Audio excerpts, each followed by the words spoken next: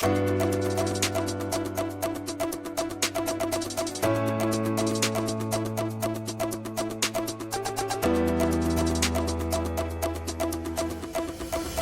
dans le podcast Empreinte Humaine, le premier podcast qui parle de santé mentale au travail. Le rendez-vous pour mieux comprendre les enjeux humains du travail à la croisée de la recherche, de la prévention et des actions en entreprise. Je suis Christophe Nguyen, psychologue du travail et président d'Empreinte Humaine. Et moi, Jean-Pierre Brun, expert conseil, cofondateur d'Empreinte Humaine. Dans ce podcast, on donne la parole à ceux et celles qui font bouger les lignes, RH, chercheurs, praticiens, des deux côtés de l'Atlantique. L'idée est de croiser les regards, poser les bonnes questions et proposer des pistes concrètes pour construire un monde du travail plus sain, plus humain et plus durable. Bonjour à tous et à toutes, bienvenue dans un nouvel épisode du podcast Empreinte Humaine. Aujourd'hui, on va explorer un angle à la fois central et disons-le, parfois redouté, celui du droit en matière de santé mentale au travail, mais un angle dans tous les cas qui est essentiel, structurant pour les responsabilités, qui éclaire les obligations des employeurs, mais des salariés également, qui peut parfois susciter des craintes, des incompréhensions, voire des réflexes défensifs dans certaines organisations. Dans tous les cas, un sujet passionnant, et donc j'ai le plaisir d'accueillir aujourd'hui deux experts reconnus dans le domaine.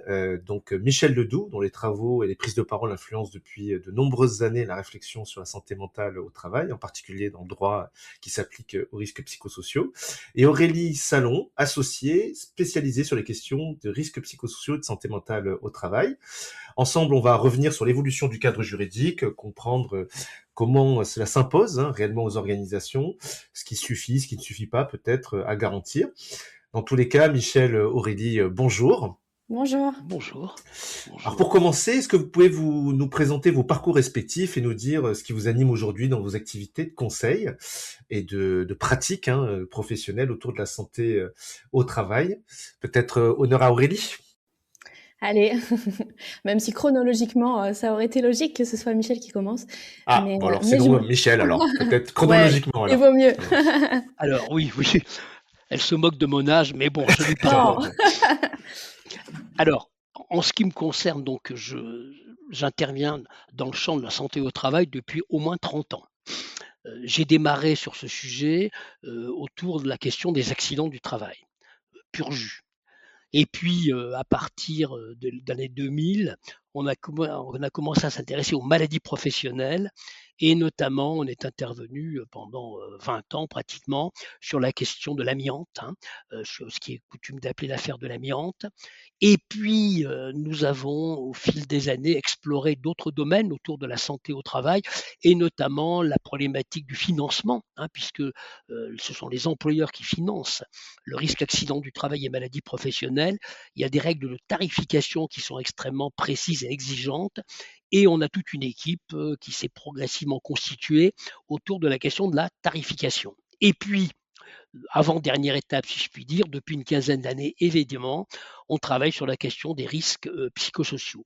Ces risques-là, on les a vus poindre, enfin, je les ai vus poindre progressivement, et puis on s'est de plus en plus intéressé au sujet, et puis on continue à explorer la santé au travail, parce que en fait, on se rend compte que toutes les préoccupations sociétales qui s'expriment en dehors de l'entreprise finissent un jour ou l'autre par pénétrer dans l'entreprise. Et notamment actuellement, d'ailleurs, sur ces sujets-là, on a vu les rapports hommes-femmes, MeToo.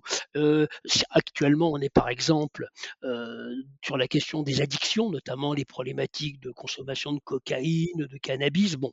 Et donc, on a accompagné, si je puis dire, depuis une trentaine d'années, l'intérêt de nos concitoyens pour la santé et la sécurité au travail.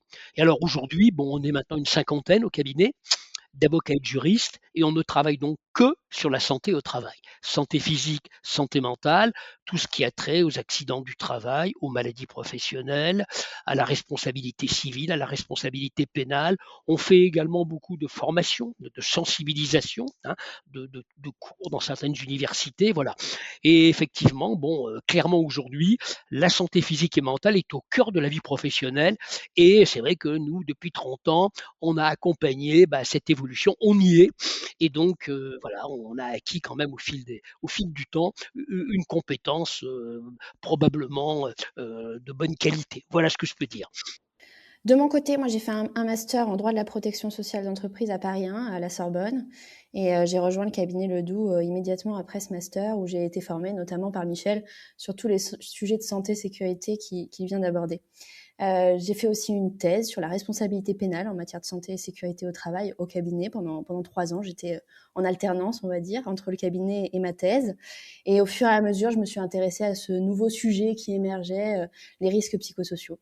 Donc voilà, et aujourd'hui, ça occupe une grande partie de mon activité. Et pour répondre à votre question sur ce qui m'anime, moi, sur ces sujets-là au quotidien, c'est vraiment le double aspect entre la technique, l'opérationnel, parce qu'on est vraiment obligé de rentrer dans les activités de nos clients, et en même temps la dimension très humaine de ce qu'on traite au quotidien. Et voilà, ce double aspect est très, très enrichissant. Mmh.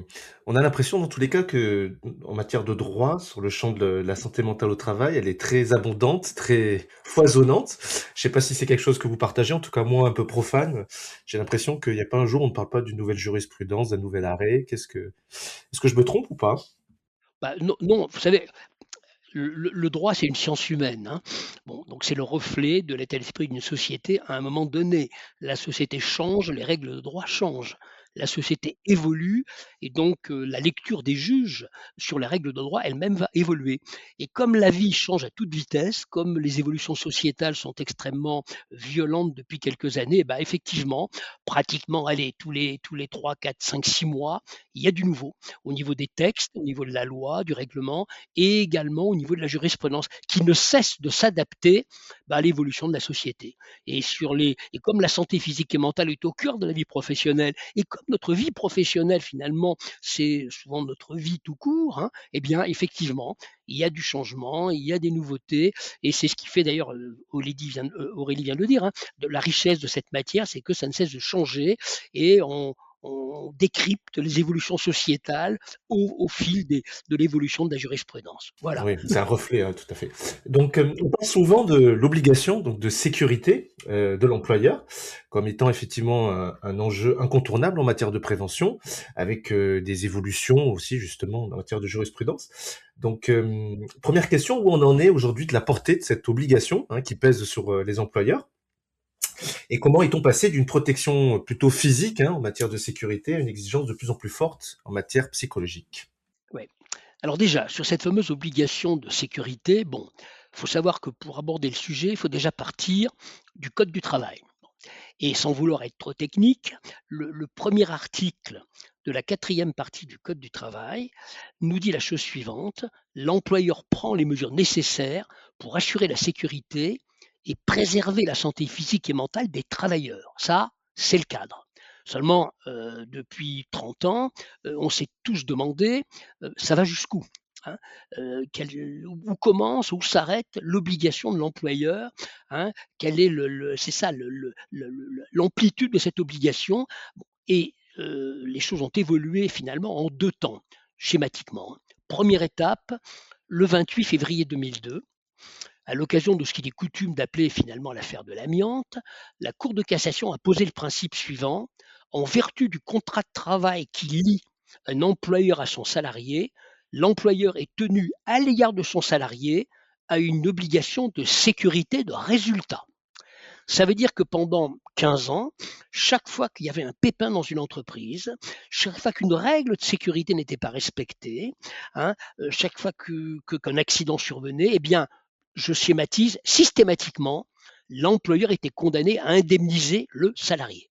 Obligation de résultat, l'employeur devait réussir, quoi qu'il en coûte, quoi qu'il arrive, à préserver la santé physique et mentale du travailleur. Ça a duré 15 ans. Alors, quand on se retourne aujourd'hui, hein, on peut quand même observer que ça a donné quelques résultats, puisque cette exigence au niveau de la Cour de cassation, donc la Cour suprême en France, a incité, il n'y a pas que ça, hein, mais a incité quand même beaucoup d'entreprises à accélérer en termes de prévention. Bon. Et on voit bien d'ailleurs, hein, que les courbes les plus récentes confirment que le nombre d'accidents du travail en général a baissé considérablement depuis 30 ans. Ça baisse moins vite depuis quelques années, mais ça continue à baisser. Alors, dès que cette obligation de résultat a été mise en place, elle a été critiquée. Et paradoxalement, d'ailleurs, par les préventeurs, qui ont dit aux juges: mais attendez, vous êtes bien gentils les juges, mais comment voulez-vous que moi, préventeur, j'arrive à convaincre mon patron de mettre de l'argent dans la prévention si de toute façon, quoi qu'il arrive, on est condamné. Qu'est-ce qu'ils vont faire les employeurs? Ils vont provisionner le montant des dommages et intérêts, ils vont pas faire de prévention et quand il y aura un pépin, ils vont indemniser, point barre. Donc cette jurisprudence exigeante, et c'est un peu paradoxal, a été perçue comme un peu contre-productive. Oui, un peu sclérosante, hein, pour les entreprises, pour les employeurs parfois, hein. Très exigeante, voilà, et très mal perçue, hein. Alors, au terme de tous ces débats, deuxième étape, 25 novembre 2015, la Cour de cassation a changé sa jurisprudence et a considéré qu'un employeur qui était capable de justifier avoir respecté les principes généraux de prévention pouvait, dans cette hypothèse-là, s'exonérer de sa responsabilité civile. Donc je répète, l'employeur qui peut justifier avoir respecté la logique des principes généraux, autrement dit, une bonne évaluation des risques, et derrière, des plans d'action bien faits, complets, effectivement appliqués sur le terrain. Alors, cette jurisprudence mérite des commentaires. D'abord, c'est à l'employeur de justifier. Autrement dit, ce qu'on appelle nous la charge de la preuve pèse sur les épaules de l'employeur. Ce n'est pas au salarié de prouver que son employeur n'a pas respecté les règles, c'est à l'employeur de démontrer qu'il les a respectées. Bon. Deuxième chose, justifier, ça veut dire traçabilité.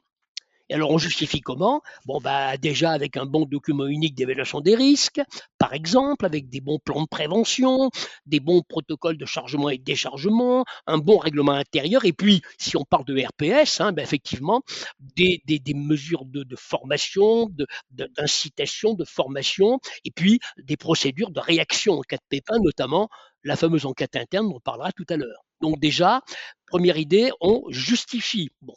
Et puis, deuxième idée d'ailleurs, je l'ai déjà dit mais je le répète, c'est l'effectivité de la prévention. Autrement dit, il ne suffit pas qu'on ait des documents plein les armoires. Il faut que cette prévention qui a été éventuellement bien organisée soit effectivement appliquée sur le terrain. Hein. Ce n'est pas de la paperasse, c'est dans ce qu'on appelle le travail réel. Cette prévention doit réellement s'appliquer. Ça veut dire qu'on en parlera tout à l'heure, évidemment, Aurélie en parlera. En cas d'alerte, il faut, lorsque ça se justifie, immédiatement, sans délai, d'ailleurs il y a la notion de réactivité également, hein, sans délai, enclencher la fameuse enquête interne. Et puis il y a une troisième idée qui est actuellement très importante, c'est que pendant des années, cette fameuse obligation de sécurité, la plupart des gens pensaient qu'elle s'appliquait aux salariés d'entreprise. Hein. Or, il n'y a pas écrit salarié de l'entreprise dans le code du travail, il est indiqué travailleurs. Et les travailleurs, c'est qui? C'est les salariés intérimaires, c'est les apprentis, alternants, stagiaires de toutes sortes, et c'est tous ceux qui travaillent à quelque titre que ce soit sous l'autorité de l'employeur. Autrement dit, cette obligation de prévention concerne un public beaucoup plus large que les simples salariés de l'entreprise.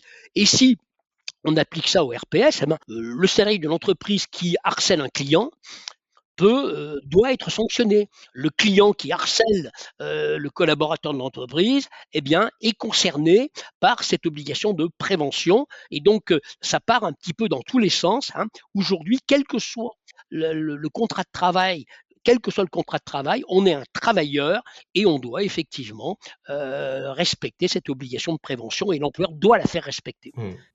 Oui, tout à fait. Alors, effectivité, c'est pas forcément efficacité. On est d'accord, c'est réactivité et c'est pas une obligation de résultat, mais en tout cas une obligation de réaction et de prévention à la conscience du risque, à la connaissance du risque. C'est ça, hein, dans un délai court. Oui, voilà. Et l'employeur doit rendre des comptes. Hein. Il faut aussi une efficacité. Hein. L'effectivité est complémentaire. Oui, bien sûr, mais pas de résultat forcément, mais en tout cas d'action, de mise en œuvre de l'action en tant que telle. Alors il y a plusieurs sujets qui m'interpellent dans cela. C'est quand vous parlez de respect des principes généraux de prévention, dans la dimension des RPS, on voit parfois un certain recul sur la question de l'évaluation, où on ne respecte pas forcément toujours le cadre dit GOLAC, hein, des indicateurs INSEE, en matière d'évaluation, parce que ça fait partie aujourd'hui un peu des règles de l'art, hein, des incontournables aujourd'hui. Est-ce qu'un employeur, si je prends cet exemple, qui ne ferait pas une évaluation des RPS en bonne et due forme, parce qu'il préfère faire une enquête d'engagement, par exemple, est-ce qu'effectivement il peut se mettre en risque d'un point de vue de défaut de son devoir légal ? Le problème qu'il y a avec les RPS, c'est que finalement, il y a un encadrement légal extrêmement limité. Pour une raison très simple, c'est qu'on est confronté avec les RPS à une diversité de manifestations des fameux RPS. Par exemple, le risque chimique, il est très encadré. Et en matière de RPS, si je puis dire, il n'y a pas de valeur limite d'exposition, hein. Il y a tellement de possibilités qu'il est très difficile d'encadrer les RPS d'un point de vue légal. En fait, ce qui est encadré, il n'y en a pas 36 000. Il y a le harcèlement moral qui est défini par le code du travail, par le code pénal. On a le harcèlement sexuel défini par le code du travail, par le code pénal, et puis l'agissement sexiste également, où il y a une bonne définition. Pour le reste, eh bien, c'est du cas par cas, hein. Et on parlait tout à l'heure des 6 causes du rapport Golac, bon, l'intensité du temps de travail, l'autonomie, les rapports sociaux. On voit bien que si on prend isolément une de ces causes, il n'y a pas, il n'y a pas de danger. C'est la combinaison, hein, de toutes ces causes qui vont effectivement provoquer des dégâts en termes psychosociaux, mais on voit bien qu'on est sur un sujet dont l'encadrement légal est quand même extrêmement limité par la force des choses. Oui. Est-ce que la jurisprudence va pas aider justement sur certains thèmes, on va dire quand on parle du choc émotionnel par exemple, on voit que c'est un peu plus, c'est nourri hein, aujourd'hui cette thématique-là. Est-ce que vous pensez pas que d'autres RPS vont être de plus en plus encadrés? On pense au burn-out notamment. Hein. Je suis d'accord avec vous. Aujourd'hui, on n'a pas de tableau par exemple de maladies professionnelles qui justement permettent une certaine automaticité de reconnaissance, mais il y a quand même aujourd'hui des jurisprudences qui petit à petit, ça a été peut-être la même chose sur le harcèlement moral qui a évolué, qui permettent peut-être de mieux définir des contours de certains RPS. Oui, oui, bah, progressivement, hein, dire, ce que vous indiquiez sur la question de l'absence de tableau en matière de maladie professionnelle, bah, ça obéit à la même idée, hein. Un tableau de maladie, il faudrait une activité particulière qui crée la pathologie, il faudrait un délai de prise en charge, hein, euh, et on voit bien qu'en matière de RPS, que l'on soit ajusteur dans une usine ou qu'on soit PDG d'une grande entreprise, il n'y a pas d'activité qui génère plus ou moins de RPS. Donc c'est pour ça qu'il est très difficile d'encadrer réglementairement la question des RPS, qui fait d'ailleurs tout l'intérêt et la complexité d'ailleurs du sujet quand on est confronté à des RPS, quoi. Et la passion qu'il y a autour, n'est-ce pas? Et la passion qu'il y a autour, hein. Juste ce que je voulais ajouter, c'est que, bon, finalement, je trouve que les RPS, hein, ont apporté quelque chose à la santé au travail, puisque, bon, longtemps, hein, on le sait bien, le travail a mobilisé uniquement la force physique. Bon, ok, d'accord. Bon, nos organisations contemporaines, avec notamment la tertiarisation, bah, supposent de l'engagement, de la motivation, de la charge mentale et donc de la souffrance mentale. Et ce qui est intéressant, enfin entre guillemets, c'est que les RPS ont démontré que le risque professionnel est partagé par tous les travailleurs. Que l'on soit maçon, que l'on soit dans un bureau, que l'on soit fonctionnaire ou qu'on soit dirigeant, eh bien, on est tous confrontés au RPS, hein, et ça a donc fait remonter le sujet santé au travail vers les dirigeants, vers les comités directeurs, vers les directions générales, et donc ça a quand même popularisé, rendu intéressante pour tout le monde, les questions de santé au travail. Donc les RPS, pour ça, je trouve, ont apporté, ont fait remonter le sujet vers le haut, en quelque sorte, et c'est très important. Oui, tout à fait.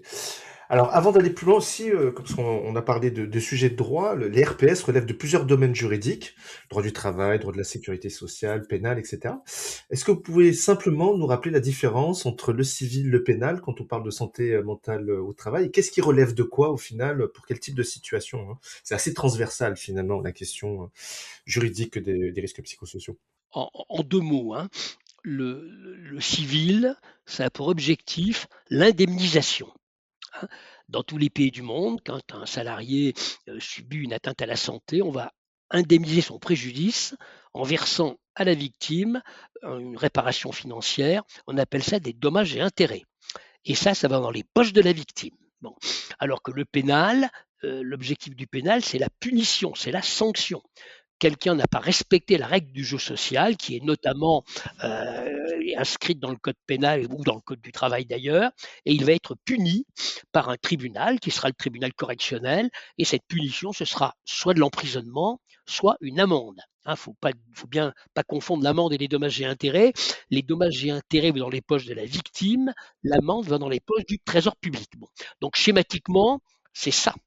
Et donc, le civil, c'est la réparation. Et alors, le civil se joue à la fois en termes de réparation des accidents du travail et des maladies professionnelles, mais éventuellement devant le Conseil des prud'hommes, lorsqu'un salarié, par exemple, est licencié pour avoir harcelé, ou pour ne pas avoir harcelé ou pas avoir respecté une règle de l'entreprise, il va soit être condamné à payer des dommages et intérêts, soit il va recevoir des dommages et intérêts. Donc ça, c'est la responsabilité civile. Et si on reste sur la responsabilité civile, et si je mets le focus sur l'accident du travail et la maladie professionnelle, il faut savoir que tout ça est financé par l'employeur. Dans un premier temps, lorsque survient un accident du travail, c'est l'organisme de sécurité sociale. Dans le régime général, la caisse primaire d'assurance maladie qui va verser à la victime une réparation forfaitaire, mais c'est la caisse qui avance l'argent, si je puis dire. Mais derrière, qui finance ce que paye la caisse, c'est l'employeur. Il y a tout un système qui fait que plus tu as d'accidents, plus tu vas payer. Plus ta prime d'assurance, appelons ça comme ça pour faire simple, plus ton taux accident du travail va augmenter et donc plus tu vas payer. Donc ce sont les employeurs qui financent la réparation des accidents du travail et des maladies professionnelles. Voilà. Et alors que du côté pénal, il y a des règles, et s'il y a des infractions pénales, c'est le procureur de la République qui, comme son nom l'indique, représente l'intérêt général, la République. C'est lui qui va engager une procédure, qui va vous faire convoquer devant un tribunal correctionnel, qui va essayer de démontrer au tribunal que vous avez bien commis les infractions qu'il vous reproche. Il va proposer une sanction au tribunal, lequel, après avoir entendu l'avocat de celui qui est renvoyé, décidera de la sanction. Donc, civil, pénal, vous voyez, c'est deux angles différents, mais c'est deux leviers, parce que plus ça coûte cher, évidemment, personne n'a intérêt à payer. Et puis, le côté sanction, effectivement, fait peur. C'est un épouvantail classique pour inciter tout le monde à respecter la règle du jeu social. Et sur la santé mentale, ce qu'on peut en dire, c'est que en matière civile, elle a complètement investi ce terrain-là de la responsabilité. On la trouve sur la responsabilité civile. Par contre, quand on regarde la responsabilité pénale, elle est beaucoup moins présente. Alors, c'est en train d'évoluer. Il y a eu l'affaire France Télécom au pénal qui a été très marquante. Et on voit que les parquets s'intéressent de plus en plus à ces questions-là, les questions de harcèlement. Mais on pourrait même imaginer blessures involontaires, homicide involontaire sur des questions de risques psychosociaux. Sauf qu'aujourd'hui, c'est vrai que c'est un contentieux qui est en expansion, on va dire, mais qui reste encore assez limité comparé au contentieux civil. Au civil, ouais, qui est plus présent. Ouais. Et il va y avoir, selon vous, du coup, une évolution vers le pénal dans ce domaine-là, si je comprends bien. J'en suis persuadée, oui. Juste pour compléter ce que dit Aurélie, le problème du pénal avec les RPS, c'est que, on le sait tous, notre système judiciaire est en partie asphyxié. Il n'y a pas assez de magistrats, pas assez de greffiers, et que notamment ces sujets-là sont extrêmement chronophages. Quand on pratique par exemple les enquêtes internes, il faut savoir que ça ressemble comme deux gouttes d'eau à une enquête de police. Ça demande du temps. Alors est-ce que du temps, de la motivation, de la formation, et donc on est effectivement au début d'une évolution qui va certainement, puisqu'il y a plus de magistrats formés, plus d'officiers de police judiciaire formés à ces sujets-là, plus ça devient des sujets de société importants, donc on va s'y intéresser de plus en plus, et donc on peut penser qu'il y aura une importance de plus en plus importante à la responsabilité pénale. Alors que pour l'instant, ça se joue souvent, soit devant le Conseil des prud'hommes, soit devant le pôle social du tribunal judiciaire, dans le cadre d'une procédure de faute inexcusable de l'employeur. Est-ce que vous évoquez comme condition de travail des magistrats, on peut aussi se dire que ça génère des RPS chez eux, donc ils s'y intéressent d'autant Bien plus, sûr. N'est-ce pas? Donc, effectivement, merci pour tout ça. Alors, on va passer à la partie des enquêtes internes. On le voit aujourd'hui, c'est des sujets qui sont de plus en plus importants, de plus en plus d'enquêtes sont réalisées dans les entreprises. On en fait aussi énormément aujourd'hui. Et quand il y a une alerte qui survient pour du harcèlement moral, du harcèlement sexuel par exemple, ou pour de la souffrance, c'est l'un des premiers réflexes, c'est lancer une enquête interne, dont une méthodologie est souvent différente quand même de d'autres types de diagnostics, RPS ou que sais-je. Donc c'est un exercice délicat, souvent anxiogène quand même, parce que ça crée des situations effectivement potentiellement de tension, avec des enjeux importants. Et est-ce que, première question, une enquête interne est toujours obligatoire? Et deuxième question, quel rôle l'entreprise, enfin en tout cas quel rôle l'enquête joue-t-elle réellement dans la stratégie de prévention de l'entreprise? Alors, première question, est-ce qu'elle est toujours obligatoire? Bon, déjà, et je pense qu'il faut rappeler qu'il n'y a pas de texte aujourd'hui qui rend obligatoire, l'enquête interne, pour les employeurs, hein. C'est écrit, nulle part, ni dans la loi, ni dans le règlement, on n'a vraiment aucun texte. Par contre, ce qui a fait qu'on a pensé à un moment donné que c'était obligatoire, qu'on a eu cette notion d'obligation d'enquête interne, c'est une jurisprudence il y a quelques années qui est venue juger que même dans une situation dans laquelle il n'y a pas de harcèlement moral ou sexuel, l'employeur peut être condamné pour manquement à son obligation de prévention s'il n'a pas pris en compte une alerte d'un salarié qui s'estimait harcelé. Et donc, on en a déduit logiquement que du coup, il fallait agir, qu'il fallait agir vite et qu'il fallait mettre en place cette enquête interne à chaque fois qu'on avait une alerte et que c'était obligatoire. Aujourd'hui, les décisions sont un peu plus nuancées. La Cour de cassation revient un petit peu là-dessus en disant que non, l'employeur doit réagir, mais il peut réagir par d'autres moyens. Il peut prouver par d'autres moyens la situation de harcèlement ou pas d'ailleurs, et que du coup, l'enquête interne, ce n'est qu'un des moyens à sa disposition pour agir. Donc, on est plus sur une obligation, on va dire, à 100%. Et en même temps, moi, j'ai jamais cru à cette obligation à 100%. Je me suis toujours dit que s'il y avait un doute, ça avait de l'intérêt. S'il y avait pas de doute sur la situation, l'enquête interne, évidemment, ne servait pas à grand-chose. Si on avait assez de preuves dès le stade de l'alerte, une enquête est pas évidente. Donc voilà, c'est une obligation parce que la Cour de cassation pousse vers ça. C'est une obligation parce qu'on se rend compte que dans énormément de situations, on n'a que les déclarations du salarié plaignant au début de l'histoire. Et du coup, c'est très difficile de prendre une décision. Et donc, il faut passer par l'enquête pour avoir des éléments pour aller un peu plus loin. Mais on n'a pas de texte et on n'a même pas d'obligation jurisprudentielle aussi forte que ce qu'on a pu le penser au début. Ça reste un moyen de prévention parmi d'autres et un moyen de traiter la situation parmi d'autres. Dans tous les cas, il y a une investigation, alors quelles que soient les modalités, il faut quand même creuser, hein, des situations, essayer de les étayer, trouver des preuves, quitte à ce qu'elles soient, assez faciles à recueillir ou évidentes, on va dire. Mais dans tous les cas, il faut, ça rejoint ce qu'on disait tout à l'heure, justifier aussi des actions qu'on met en œuvre en matière de prévention. Et en tout cas, il faut pas, se dire que, prendre le sujet par-dessus l'épaule, quoi, hein. Dans tous les cas, il y a une obligation d'investigation. Ouais, bien sûr. Et ça rejoint votre deuxième question, c'est-à-dire quelle place ça joue dans la prévention. En fait, c'est une des pièces du puzzle de la prévention en matière de risques psychosociaux. Et c'est de la prévention tertiaire, mais il ne faut pas oublier qu'effectivement, il faut mettre en place de la prévention primaire, s'intéresser à l'organisation du travail, de la prévention secondaire, des formations, des sensibilisations, par exemple.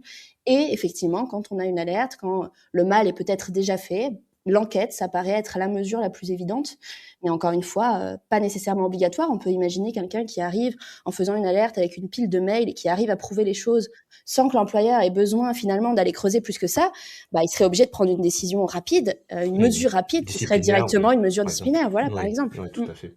Alors, aussi, ce que je trouve intéressant sur la partie réaliser une enquête ou pas, c'est de pouvoir effectivement investiguer de façon impartiale, on va dire, ce qui permet aussi de potentiellement faire justice, je veux dire ça comme ça, avec des grands guillemets, en interne par rapport à la reconnaissance de certains faits ou certaines situations, qui permet aussi, j'ai envie de dire, de régler les situations en interne plutôt que d'attendre que potentiellement les personnes s'estiment toujours lésées et cherchent une reconnaissance à l'extérieur de l'entreprise, via des juridictions, via des plaintes, tout ce genre de choses. En tout cas, je trouve que bien amené, ça participe à une amélioration de la situation. Bien sûr, je suis totalement d'accord. Ce que je voulais peut-être ajouter, c'est que l'intérêt de l'enquête quand même, c'est, enfin, lorsqu'il y a un doute évidemment, hein, Aurélie a bien dit, l'enquête n'est pas obligatoire. Lorsqu'il n'y a aucun doute, il n'y a pas besoin de faire une enquête pour prendre des décisions, hein. Bon, si vous avez 4 femmes qui accusent quelqu'un de harcèlement, sexuel avec les documents, les SMS, les mails, bon, bah, là, on va pas il n'y a pas besoin de faire une enquête. On en a la certitude dans ce cas-là, l'employeur doit prendre une décision disciplinaire, celle qui s'impose, voilà. Le problème aussi sur les RPS actuellement, c'est que, enfin moi je le dis souvent actuellement, on ne vit pas dans un monde de bisounours, hein. Le travail, bah, c'est fatigant. Le travail parfois c'est dur, hein. Le travail c'est pas toujours une partie de plaisir, donc tout n'est pas harcèlement, hein. Et ça, actuellement, c'est vrai comme on parle beaucoup du sujet, hein, il y a pas mal de gens, enfin il y a, le soupçon, il faut le dire quand même de temps en temps, à ce que ce sujet soit instrumentalisé, hein, pour, régler d'autres problèmes, hein. Quand certains n'ont pas ce qu'ils ont souhaité avoir, bah, ils vont éventuellement réagir en invoquant le fameux, harcèlement. Donc, l'intérêt de l'enquête, vous voyez, c'est vraiment de distinguer ce qui ressort du cadre légal, et il n'y en a pas beaucoup, mais enfin, il y a quand même des définitions. Harcèlement moral, il y a une définition très, très précise, hein, de ce qui ne l'est pas, hein. Et par contre, ça ne veut pas dire, lorsqu'il y a une alerte qui n'est pas du harcèlement, qu'il n'y a rien, hein, mais c'est pas du harcèlement. Et ça peut être autre chose, ça suppose parfois un geste managérial, une intervention, mais d'une autre. Donc l'intérêt de l'enquête, c'est aussi de distinguer ce qui ressort, ce qui est interdit, hein, et de ce qui est les conséquences du travail, qui n'est pas toujours très rigolo. Oui. Alors, parce que c'est vrai que si tout est harcèlement et si tout est, on va dire, sujet à contentieux ou instrumentalisation, que ce soit dans le dialogue social ou même auprès des équipes, c'est très important pour moi effectivement de faire de la prévention à ce moment-là, parce que sinon on ne sait plus de quoi on parle, on perd en efficacité aussi, donc de faire de la sensibilisation pour dire ce que ça c'est ou ça n'est pas, et qu'effectivement il existe aussi des protocoles d'investigation qui sont engageantes, hein, et qui permettent aussi de savoir que ça existe, et que là on est vraiment dans une partie de formalisme qui est engageante, quoi, hein, et qui est pas juste qui implique finalement de ne plus parler de harcèlement à tout va, quoi. Ouais, par exemple. Mais en tout cas, c'est vrai que ce sujet d'instrumentalisation, on va en parler tout à l'heure, c'est très important parce que c'est des sujets qui, on voit, sont des freins parfois à la prévention, hein. Euh, alors, je vais passer à la question sur la question de la santé mentale et de la sécurité sociale, hein, des nouveaux champs de tension. On observe depuis plusieurs années une augmentation nette, hein, des accidents de travail liés notamment au choc émotionnel, mais à la reconnaissance aussi des RPS. Comment pouvez nous expliquer comment fonctionne la fameuse présomption d'imputabilité dans ces situations? Et est-ce que concrètement, tout salarié qui, par exemple, sort d'un entretien en pleurs peut faire reconnaître cela comme étant un choc émotionnel? On entend parfois parler de cela. Ouais. Alors, déjà, bon, la présomption d'imputabilité, elle existe depuis pratiquement 100 ans, hein. Il y a un compromis historique à un moment donné, à la fin du 19e siècle, entre les employeurs et les salariés. Et à ce moment-là, chacun a fait un effort. Les salariés ont accepté à cette époque-là de ne recevoir, en cas d'atteinte à la santé au travail, qu'une réparation forfaitaire, autrement dit une rente qui indemnise pas la totalité du préjudice, mais un tout petit peu. Et en contrepartie, les employeurs ont accepté, hein, c'est un compromis, de faire bénéficier les salariés de la présomption d'imputabilité. Autrement dit, avant, pour qu'un salarié soit indemnisé, il devait démontrer la faute de son employeur. Désormais, ils n'ont pas à démontrer la faute de l'employeur, ils ont à démontrer seulement que l'événement est survenu au temps et au lieu du travail. Et à partir de là, eh bien, l'accident sera présumé être un accident du travail.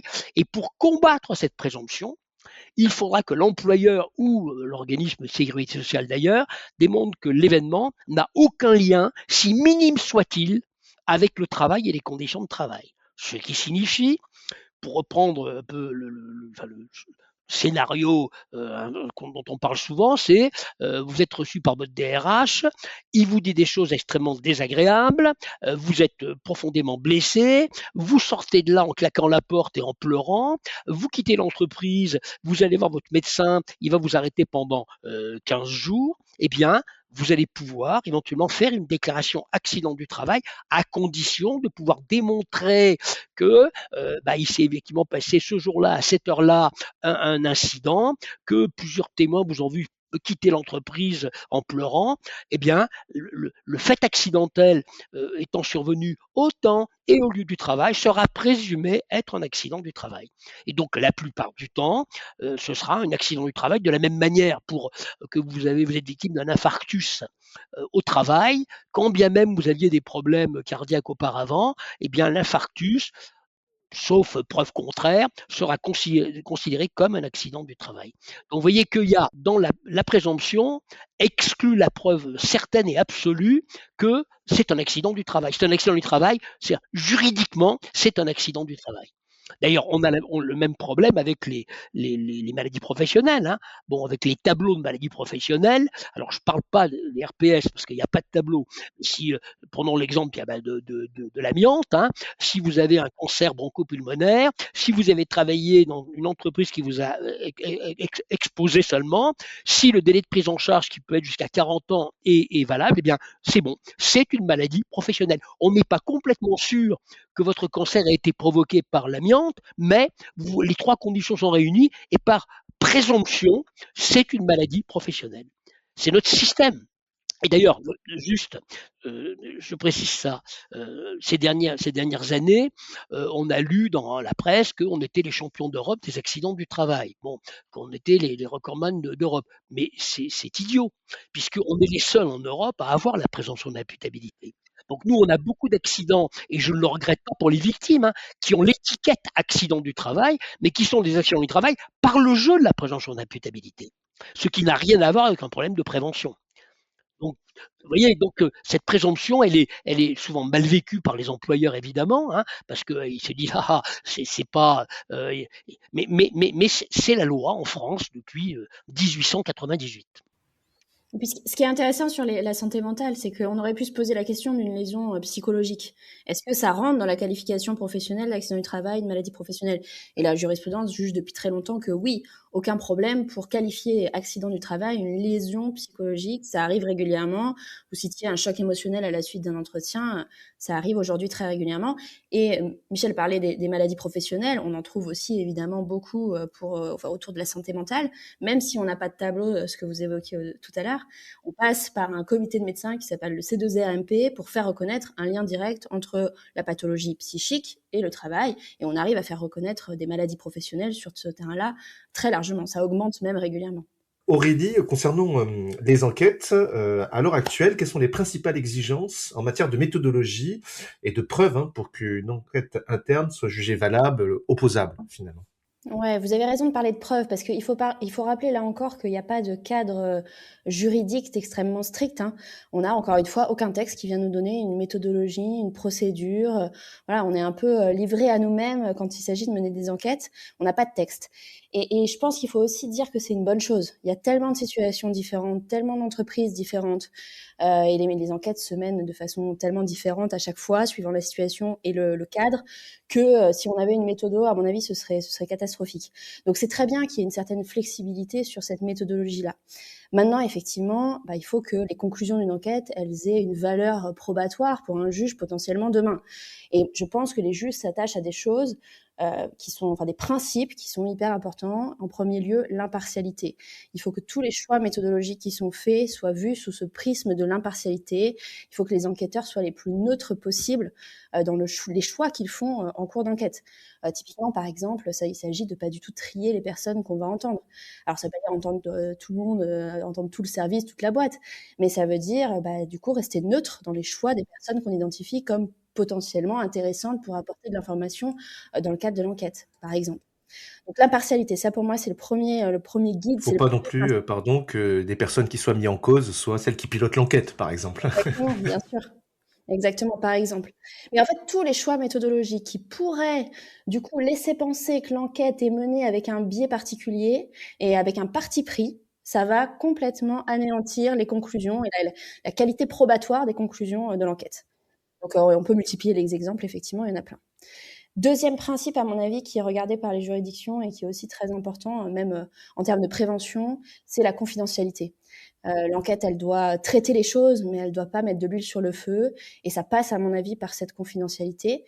Ce qui veut pas dire anonymat. Forcément, les gens qui participent à l'enquête, ils apposent dans la plupart des cas leur nom sur la retranscription de l'échange qu'il y a eu ou sur un PV d'audition. En tout cas, ils apparaissent dans un compte-rendu, dans un rapport d'enquête. Donc, le nom apparaît, il n'y a pas d'anonymat, mais il y a une confidentialité. Il s'agit vraiment de protéger les uns et les autres dans le cadre d'une enquête qui peut être anxiogène, comme vous le rappeliez tout à l'heure. Une discrétion, on peut appeler ça aussi. Une forme de discrétion. Ouais. Et je pense d'ailleurs que c'est important de le rappeler à toutes les personnes qui participent aux enquêtes. En général, en début d'entretien, on rappelle que ce principe, il permet aussi une bonne conduite de l'enquête et qu'on demande à tout le monde, à tous les participants de respecter ça. Et puis la dernière chose qui fait aussi la valeur probatoire d'une enquête, c'est la traçabilité des éléments. Il faut derrière avoir un rapport complet ou même des comptes rendus d'audition, je l'abordais juste avant. Ça permet de matérialiser les choses, de formaliser les choses qui ont été dites. Dans le meilleur des cas, même si on arrive à avoir la signature des personnes qui ont participé à l'enquête, ça a de la valeur pour un magistrat. Et donc, c'est pas simplement l'interprétation, l'analyse, même si elle est très neutre, ça reste une interprétation de la personne qui enquête. On peut avoir aussi une matière brute, c'est-à-dire vraiment les déclarations des salariés qui ont été auditionnés, signées, et ça a du poids. Donc impartialité, confidentialité et puis traçabilité des éléments, et ça permet de remplir les objectifs de l'enquête, c'est-à-dire faire remonter les informations, les bonnes informations, faire la lumière sur l'enquête, aider l'employeur à prendre la bonne décision, c'est-à-dire celle qui va traiter la situation.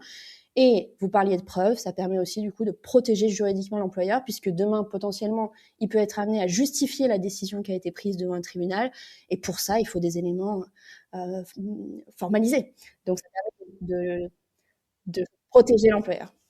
Alors, une question, est-ce que l'employeur est soumis à l'obligation, quand il y a une alerte pour harcèlement, de caractériser ou non la situation de harcèlement?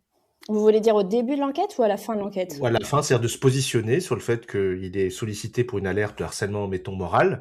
Est-ce qu'il doit, à la fin de l'enquête, conclure pour lui ce qui est harcèlement moral ou non, sans parler effectivement des actions qui pourraient être en œuvre, même s'il voit des faits fautifs ou s'il y a des actions à mettre en œuvre d'accompagnement. Mais est-ce qu'il doit forcément se positionner sur la caractérisation? Non, encore une fois, rien n'est obligatoire dans le cadre de ces enquêtes. Par contre, moi, ça me paraît intéressant et même très opportun de se positionner sur cette qualification, parce qu'il faut exclure la qualification de harcèlement moral ou harcèlement sexuel pour se permettre de prendre d'autres mesures que des mesures disciplinaires. Aujourd'hui, c'est clair et net, la Cour de cassation n'accepte plus du tout que les entreprises gardent dans leur mur des personnes qui ont commis des agissements constitutifs de harcèlement. Donc, il faut C'est une bonne chose. Et ce qui est une très bonne chose. Donc, il faut, à un moment donné, il ne faut pas avoir peur de la qualification juridique. J'ai déjà entendu des clients dire « je n'écris pas harcèlement parce que pour moi, c'est un juge pénal qui doit forcément établir cette qualification ». Non, c'est une notion de droit du travail. L'employeur a totalement la capacité de dire, à mon sens, c'est ou c'est pas du harcèlement. Et en tout cas, à mon avis, c'est nécessaire pour prendre la bonne décision, ou en tout cas, du moins, exclure la décision qu'on doit mettre en place quand il y a une situation de harcèlement moral ou harcèlement sexuel. Ce qu'on peut juste ajouter, c'est que le harcèlement caractérisé, c'est un harcèlement, c'est une situation qui répond point par point à la définition du code du travail et du code pénal. Agissements répétés qui ont pour objet ou pour effet. Donc un harcèlement qui est caractérisé, c'est un harcèlement qui répond à la définition. Et si ça répond à la définition, l'employeur est bien obligé de dire c'est du harcèlement caractérisé et d'en tirer les conséquences d'un point de vue disciplinaire. C'est ça le harcèlement caractérisé. Nous, on fait beaucoup d'enquêtes, parfois on conclut, même fréquemment, que le harcèlement n'est pas caractérisé. Ça ne veut pas dire qu'il n'y a rien, mais ce n'est pas du harcèlement caractérisé. Donc l'employeur doit prendre peut-être une autre décision, d'autres mesures, mais voilà. Donc, je parle sous ton contrôle, Aurélie, évidemment. Donc Michel, votre cabinet a particulièrement travaillé sur la notion du préjudice d'anxiété dans les contentieux amiantes. Est-ce que vous pouvez nous en parler en quelques mots? Oui, alors, en 2 mots, si je puis dire. Bon, le préjudice d'anxiété, en fait, il est né à l'occasion de la catastrophe sanitaire de l'amiante. Bon. Et la définition de ce préjudice a été stabilisée en 2019. Et que nous a dit la Cour de cassation en 2019, un salarié exposé, alors au début c'était l'amiante, mais ça a été élargi à une substance toxique ou nocive qui génère un risque élevé de maladie grave, peut demander à être indemnisé. Donc au titre de ce préjudice d'anxiété, qui est donc un préjudice moral, faut bien comprendre, la personne elle n'est pas malade, mais elle a été exposée au risque d'être malade, et alors elle était exposée de façon fautive. Autrement dit, l'employeur l'a exposée sans respecter les règles de sécurité. Autrement dit, le fait d'être exposé, c'est une chose, mais l'anxiété peut être indemnisée lorsque c'est une anxiété, une exposition fautive. L'employeur n'a pas pris des mesures de sécurité adaptées. Alors, ça veut donc dire que, si je puis dire, c'est pas open bar. Autrement dit, une entreprise, quand bien même il y a des produits toxiques ou nocifs, une entreprise qui met en place des mesures de sécurité de bonne qualité, même si elles ne sont pas absolument parfaites, normalement, n'a rien à craindre du préjudice d'anxiété puisque le risque doit être élevé. Et le risque est élevé lorsque la prévention est de mauvaise qualité. Donc déjà, cette préjudice d'anxiété a été donc défini en 2019. Et il s'applique donc pour l'instant à des expositions à des produits toxiques ou nocifs. Alors évidemment, vous pensez bien que tout le monde se demande si on ne pourrait pas appliquer ce préjudice d'anxiété aux atteintes à la santé mentale. Et si on veut prendre une image d'Épinal, dans un service, dans une entreprise, si le patron de ce service est un personnage toxique, un pervers narcissique de haute intensité, on pourrait imaginer que dans les années qui viennent, la Cour de cassation autorise les salariés, quand bien même ils n'ont pas été malades, ils n'ont pas développé de dépression, à invoquer devant le Conseil des prud'hommes ou devant le tribunal administratif pour les fonctionnaires ce fameux préjudice d'anxiété. Et ça, alors on n'y est pas encore, attention, mais on voit bien qu'aujourd'hui, en termes de prévention, on, on indemnise les gens qui ont été victimes d'atteintes à la santé physique et mentale, mais on en arrive à indemniser les gens qui ont été exposés au risque de développer une pathologie. Là, la pathologie n'a pas encore eu lieu, mais il y a un risque. Les conditions de travail dégradées font courir des risques aux opérateurs, aux salariés. C'est l'anxiété. Et donc, les, les prophètes considèrent que peut-être, dans les années qui viennent, ça va trouver à s'appliquer au risque psychosocial. Mmh. Alors moi, si je peux me permettre un exemple, j'ai accompagné une situation d'une salariée, pour faire simple, qui a été harcelée clairement par un manager pendant un certain nombre de mois et qui a développé un trouble anxieux, on va dire carrément une sorte de syndrome de stress post-traumatique, pendant lequel elle craignait de se retrouver seule à seule avec ce harceleur. Et par exemple, elle refusait de prendre l'ascenseur, puisque c'était à l'étage où il travaillait, de peur de se retrouver seule à seule dans cet endroit clos. Et donc, elle développait des troubles paniques, donc c'était très importante. Au final, les années sont passées, ils ont fait ce qu'il fallait pour essayer de la protéger. Et il y a eu une réorganisation décidée par le siège, qui était un siège européen, très loin de ce service. Et dans cet organigramme cible, cette personne était rattachée à son ex-harceleur. Et elle a réactivé cette anxiété très importante et des troubles paniques. Et effectivement, c'est arrivé jusqu'à des tentatives de suicide, finalement, qui a été la conséquence, finalement, de se reprojeter rattaché à ce manager-là. Donc on peut effectivement se dire que cette situation pourrait ressembler à celle-là, ce préjudice, cette réactivation en tout cas d'une anxiété. On a un risque présent, on va dire, en tout cas qui a causé des dommages, mais on peut aussi l'étendre peut-être effectivement à la réputation de personnes qui seraient condamnées ou connues pour, on va dire, des agissements toxiques. Ce qu'on peut dire, c'est que ça pourrait également avoir une qualification pénale. Il y a le délit de mise en danger d'autrui. C'est le fait d'exposer autrui à un risque immédiat pour sa santé. Dans ce cas-là, si vous voulez, il n'y a pas d'accident, mais ce qui est puni, c'est pas l'accident, c'est la prise de risque. Et dans le contexte que vous décrivez là, ça pourrait, tout ça est très factuel, chaque affaire est singulière, mais ça pourrait également constituer le délit de mise en danger d'autrui, de remettre la victime en face de son bourreau. Alors merci beaucoup pour tout ça. Alors on entend effectivement parler aussi beaucoup de ce sujet comme étant instrumentalisé.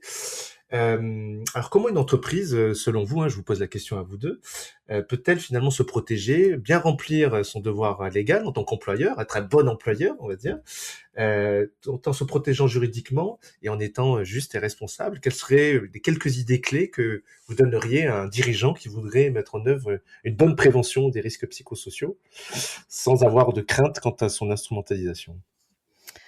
Alors moi, je pense qu'il faut quand même faire passer le message aux managers que tous ces outils de prévention, et en particulier l'enquête interne, qui encore une fois est de la prévention tertiaire, ça vise aussi à les protéger d'une certaine forme d'instrumentalisation et de déclaration de salariés qui pourraient être injustes à leur encontre. Il faut vraiment faire passer ce message-là via des sensibilisations, via des formations. Il faut expliquer l'enquête. Il faut que ce soit un outil pour les managers beaucoup plus que une procédure dont on a peur et qu'on veut surtout éviter. Parce qu'il faut bien comprendre que ça les protège aussi, en fait. Que le Ça but peut laver leur honneur s'ils ont rien à se reprocher, par exemple. Exactement. Le but de l'enquête, c'est d'établir les faits, de faire la lumière sur la situation, sur toute la réalité de la situation. Et donc, effectivement, s'ils ont rien à se reprocher, s'ils sont droits dans leurs bottes, ils doivent pas avoir peur d'une déclaration d'un salarié prise en compte via le biais d'une enquête interne. Ça va faire la lumière sur une situation saine et voilà, ils sortiront blanchis de tout ça. Même si c'est difficile à vivre, ça je l'entends, il faut qu'ils entendent ce message de l'employeur, du fait que c'est vraiment aussi une procédure qui les protège aussi. Ça protège bien évidemment les victimes, parce que ça veut dire que la parole va être entendue et que quelque chose va être fait, mais ça protège aussi d'une certaine forme d'instrumentalisation. Et d'ailleurs, c'est à mon avis l'aspect tout à fait vertueux de ces enquêtes internes, puisque vraiment ça oblige l'employeur à aller voir ce qui se passe et à pas prendre une décision hâtive. Et on peut imaginer qu'auparavant, quand quand il n'y avait pas ces enquêtes, l'employeur pouvait s'en tenir à des déclarations d'un salarié pas forcément vraies et procéder à un licenciement, par exemple, injuste d'un manager. Donc voilà, ça les protège et il faut, à mon avis, pour consolider cette prévention-là, pour mettre en place une enquête interne dans l'entreprise, une procédure, il faut faire passer le message aux managers que ça les protège. Il ne faut pas avoir peur de tout ça. Moi, je crois aussi qu'il est important de faire je ne sais pas s'il faut appeler ça de la formation ou de la sensibilisation, mais il faut bien avoir conscience qu'il y a toute une génération, ce que certains appellent les boomers, hein, qui ont été élevés avec des repères qui ne sont plus celui d'aujourd'hui, hein. Lorsqu'on leur explique ce qu'est aujourd'hui le harcèlement moral, le harcèlement sexuel, avec des exemples, hein, pour leur montrer qu'il y a des choses qu'on s'autorisait il y a 20 ans, qu'on ne peut plus s'autoriser aujourd'hui, hein. Notamment, et en plus avec les changements incessants dans les entreprises, hein, l'accompagnement du changement, le respect des gens, eh bien, cette sensibilisation est très importante. Et je vois que, enfin, nous, on en fait pas mal au cabinet, et je vois qu'il y a pas mal de gens qui tombent de l'armoire quand on leur explique, bah voilà, la jurisprudence de la Cour de cassation. L'exemple, c'est encore plus évident en matière de harcèlement sexuel et de D'agissement management sexiste. sexiste, hein, mais les gens, ils tombent de l'armoire. Donc, il y a vraiment parfois une ignorance culturelle chez toute une série il y a des jeunes également d'ailleurs, mais allez, d'une manière générale, on va revenir sur des gens qui travaillent depuis 20, 30 ou 40 ans, qui ont des habitudes, des comportements généraux qui aujourd'hui sont totalement périmés, décalés. Et ça, je pense qu'il est important de le leur expliquer. Ils sont capables de comprendre. Alors évidemment, quand on les forme, ça râle un peu, hein, ça bougonne, hein, ça dit oh là là, c'est plus ce que c'était. Mais ça, je trouve que ça fait également partie de ce que l'employeur doit utiliser aujourd'hui. Il faut traduire en quelque sorte, hein, faire la traduction en langage ancien des comportements qu'on a eus et qu'on ne peut plus avoir aujourd'hui. Et au travers d'exemples tirés de la jurisprudence, il y a plein d'exemples aujourd'hui, ils comprendront mieux un peu la boussole qui leur donne la bonne direction pour avoir un comportement adapté aux attentes aujourd'hui des gens qui travaillent, quoi. Ça fait vraiment partie du sujet, je trouve, hein.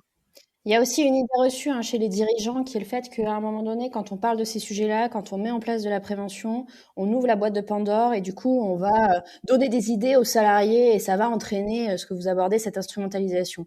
Je pense que c'est exactement l'inverse. Au contraire, plus on en met, plus on en fait, et plus on met en place de la prévention qui est solide, qui est maîtrisée, moins on a de l'instrumentalisation parce que on arrive à la maîtriser tout simplement, on arrive à la traiter, à l'identifier et on arrive aussi à traiter les vraies situations de mal-être. Donc c'est une idée reçue que peuvent avoir des dirigeants qu'il faut, à mon avis, combattre. Oui, et on crée du bien-être aussi, et on modifie, on répond aussi aux nouvelles attentes, hein, des salariés pour leur engagement, améliorer leur rapport au travail, parce que c'est devenu central, hein, la question de la santé, vous le disiez en introduction, hein, c'est notre vie, hein, qu'on y passe, c'est notre santé aussi qu'on met en jeu. Et je crois aussi que c'est une vertu positive, et c'est un vrai levier d'engagement et d'attractivité des entreprises. C'est pas juste effectivement répondre à une obligation, hein, très certainement. Donc, merci beaucoup pour tout ça. Alors, avant de nous quitter, comme le veut la tradition de notre podcast, 2 questions un peu plus personnelles pour mieux vous connaître, hein, à vous deux, Michel et Aurélie.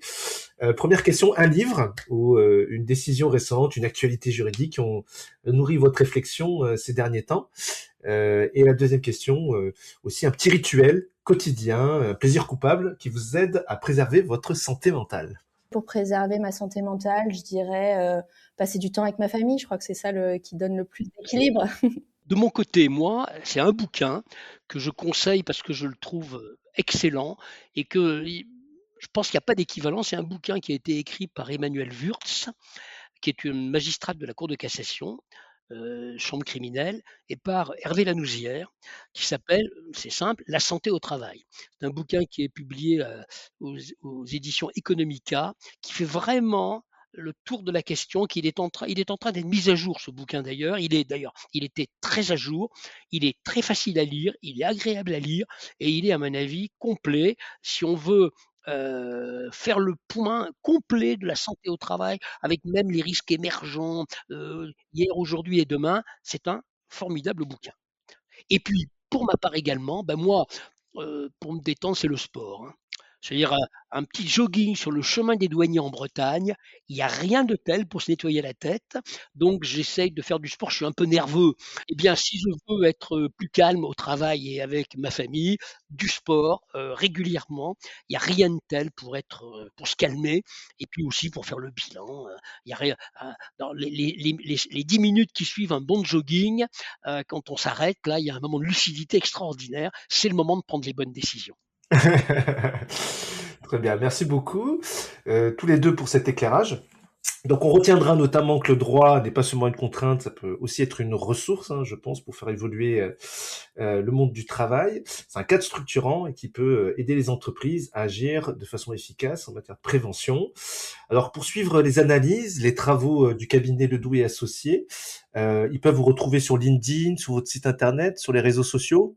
Exactement. Absolument. On intervient régulièrement sur les réseaux sociaux, pas trop, parce que je pense qu'il ne faut pas non plus saturer, juste ce qu'il faut. Donc, ils seront au courant de ce qu'on fait. Et puis, notre site internet, je crois, est assez clair, décrit bien les points sur lesquels on intervient au quotidien. Très bien, merci.